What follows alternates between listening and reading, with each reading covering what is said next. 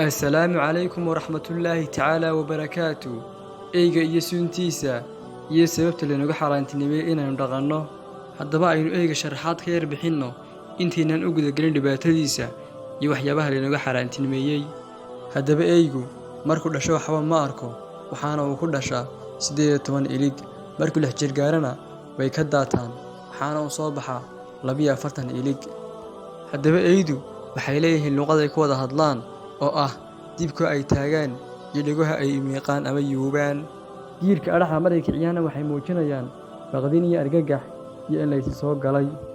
Eygu waxa uu noolaadaa 8 sano ilaa 12 sannadood. Haddaba maxay tahay sirtan ka dambaysa ee uu goorya ayaan carabka laalaadinayo ee afka uu lulayo? Haddaba xayawaanada kale waxay leeyihiin meelo daldaloosha oo ka mid ah jidhkooda oo ay ka neefsadaan, laakiin xayawaanka la dhaho eygu male meel daloosha oo jidhkiisu waa uu daguugan yahay. Haddaba taasina waa sababta ugu weyn ee uu afka u kala qaado goorya aleylba.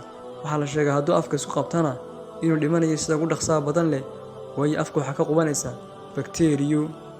Haddaba diinteena islaamka waa shaamil, wax kasta way koobtay oo horey uga sii hadashay, waana inoo sii qadintay. Shay wuu dhacaa ilaa diintu way sheegtay. haddaba diinteena islaamka waxaa ka dhigtay eyga nijaasadiisa.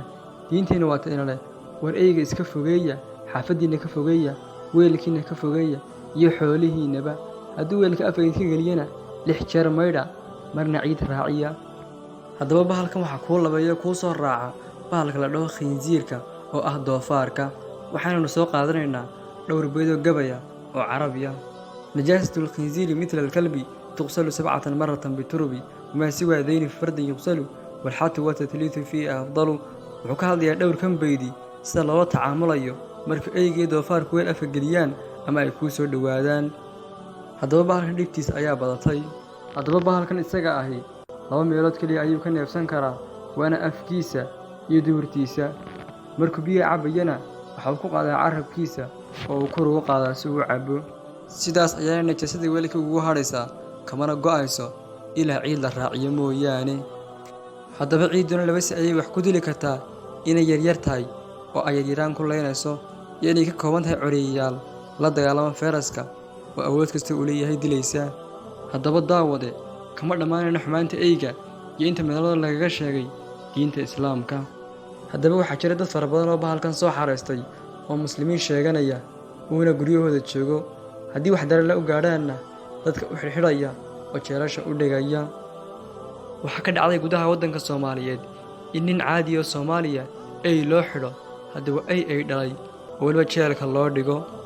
haddaba maxaad kaga jawaabi lahayd in qof muslima weliba Soomaaliya ey loo xidho uu dartii jeel u galo uuna indhuhu caddaadaan? maxaad samayn lahayd adigoo waddankaaga hooyo iskaga dhex xamaalanaya, dabeedna aad jidho ey? haddaba ey dabeedna eygii laguu xidho inta lagaa soo daba yaaco oo jeelka lagu geeyo, dabeedna aad sidaa jeelka liinta ugu cabto. haddaba gudaha waddanka Soomaaliyeed waxaa ka dhacday in nin ey dartii loo xidhay uuna jeel u galay. adduunyada ninkii soo maro maxaa aragti kuu laaban? war waxaan leeyahay bahalkan diinta meel adag bay dhigtay inuu kula joogo ama kuu shaqeeyo. inuu kuu shaqeeyana shardiyaa ku xidhan oo ay ka mid tahay inaan waxaa kaa cunayn ama inaan amarkaaga diidayn. haddaba dhaqanka Soomaaliyeed meel kagama taallo in ey la dhaqdo ama ey la soo hoysto. waxaan leeyahay dhaqanka Soomaalida in la jebin ee bartiisa horaha loo daayo, sidiisa hore uu ku macaan yahay. waad mahadsantihiin.